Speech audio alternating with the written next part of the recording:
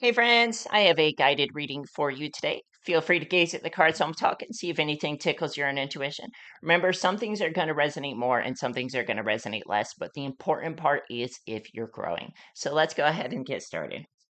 Guiding our reading today, I have fairies of the future. Okay, so the fairies of the future really want to help us learn how to move forward and navigate the various challenges that, present themselves along the way from where we're at to where we're going. Okay, some of the fairies in this card, they're a little more prepared than others, some are less prepared than others, but all of them moving forward. So, probably in your life, the direction you're moving, the direction you're going, the vision you have for yourself, you might be seeing that there are certain elements that you thought would be along the ride with you that are not, right? Maybe certain people that you feel like, hey, if you bring this skill, it would be very helpful, but then you don't find the person, or, whatever the case being, right? Now, that doesn't necessarily mean you don't have all the pieces or that you don't have enough to move forward, but there are certain elements that aren't quite where you thought they were gonna be at this time, in the past when you were looking forward, right?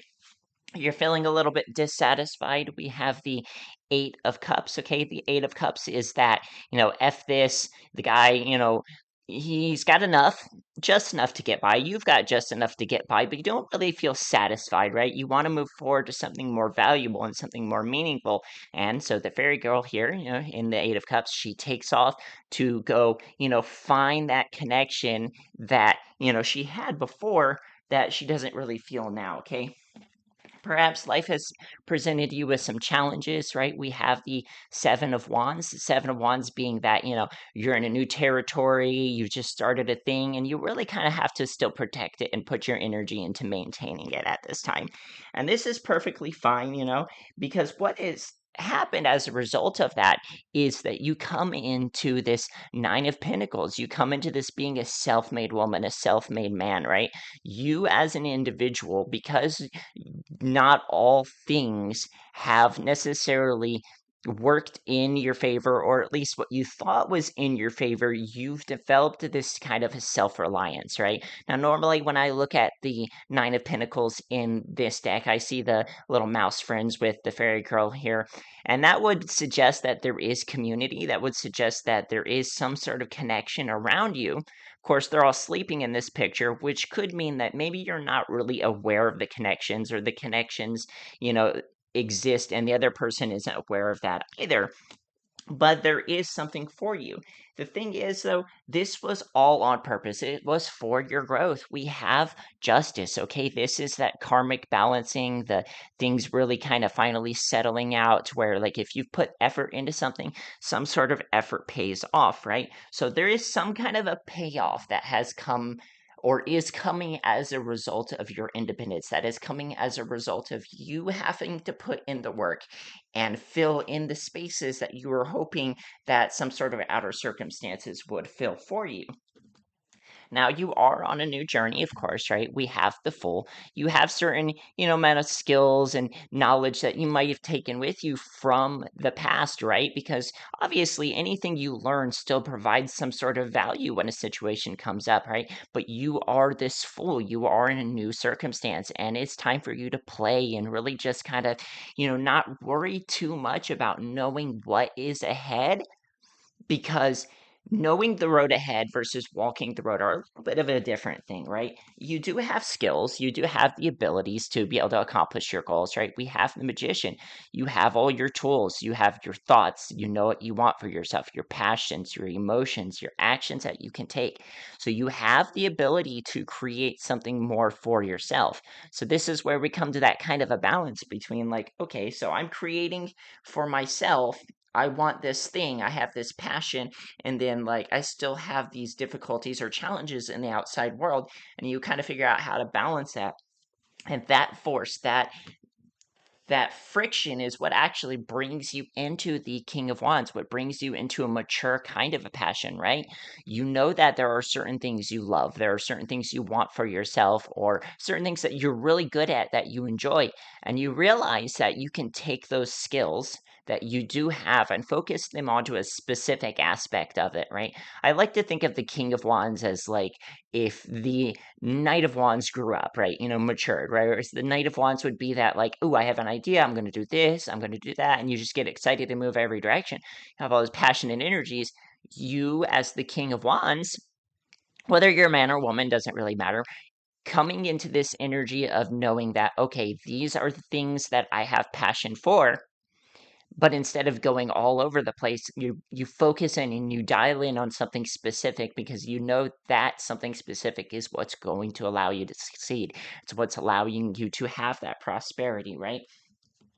And being that is the King of Wands as opposed to the Queen of Wands, this is more action oriented, right? Whereas the Queen of Wands, you would be kind of being in that magnetic, attractive energy to where it's like, okay, I can create reality by bringing things to me. That is certainly true.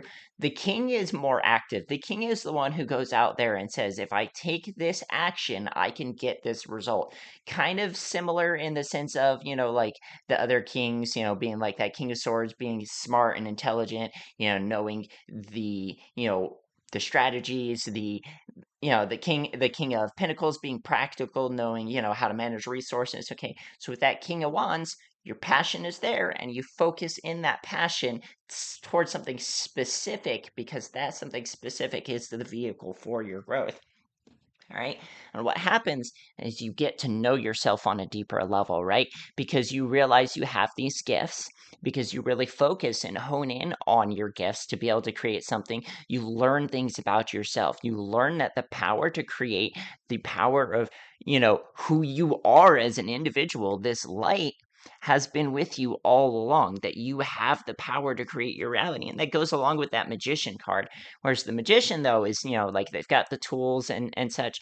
The hermit is that self-knowledge that comes with it, right? When you know who you are, then you realize that the life you want, the reality that you want is possible for you because of yourself, because of your commitment, because of your inner fire, right? And then you don't really need to rely so much on the outside world to bring circumstances, events, people, whatever the case to being, to create your reality. Those things do happen, true, but the key here is that it's coming from you, okay? We have the Ace of Cups, okay? The Ace of Cups is that overflowing heart energy, that emotional awakening, right? You've been waiting for the sun to come out, but then you find out that the sun is you. You've been waiting to experience love, but then you find out you are love, okay? So like you're pursuing a thing, you want a thing, and even if the universe or the outside world doesn't appear to be reflecting it yet, you are reflecting it because you're becoming the very thing that you want, the very prosperity, the very abundance, the very overflow that you are seeking is yourself. It comes from you, it comes from within. All right.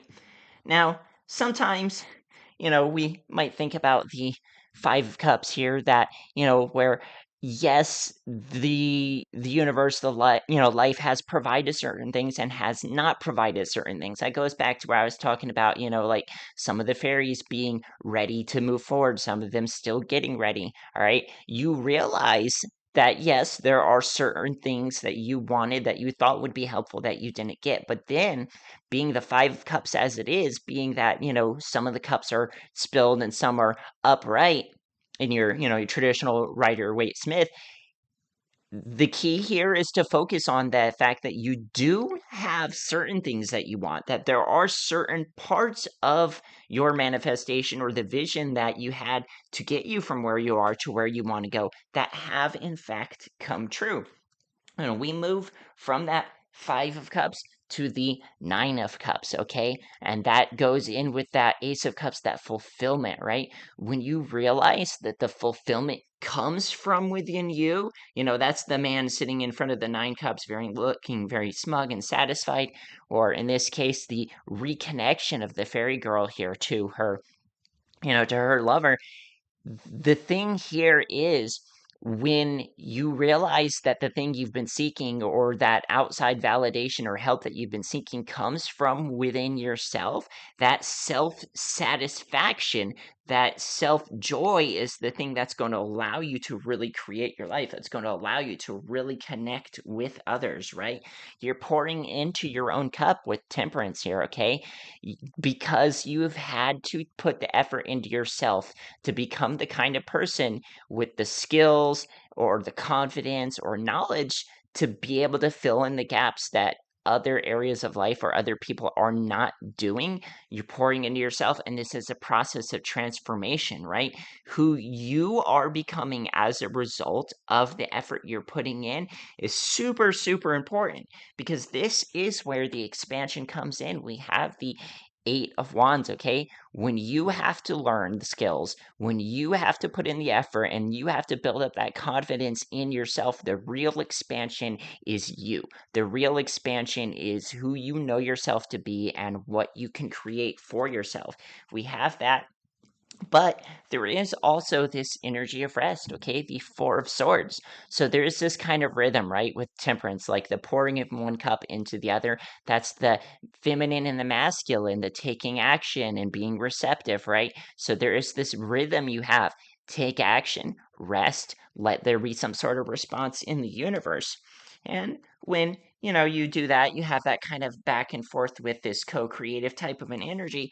We come into the Seven of Swords, or at least the Seven of Swords comes into being, right? That hidden behind the scenes. There are things going on in your life that you don't know about, or there are things going on at least nearby and outside of you that you may not necessarily know about that happened as a result, right? The queen here, she's watering this rose, this blue rose, in order to revive it. But while she's doing that, the garden around her is also growing. It's also really kind of like starting to pick up and thrive, and she's not noticing it. So you're creating reality, you're taking actions, you're developing skills, right? And the impact of this growth on you also has an impact on the outer world. And this is where you come into your power, into your strength, that gentle confidence in yourself, not necessarily that aggressive, need to go get fiery type of an energy, but this is the type of an energy where the confidence you develop in yourself, the peace you have with the process and where you are in that process gives you some sort of like an inner foundation that's unshakable, right? That unshakable inner foundation, that willingness to continue will get you through the lows, and it will also help you in the highs not to be carried away and swept off your feet to where, you're ungrounded and unable to take proper action, right? So the lack of outside, assistance or, energies or whatever the case being has created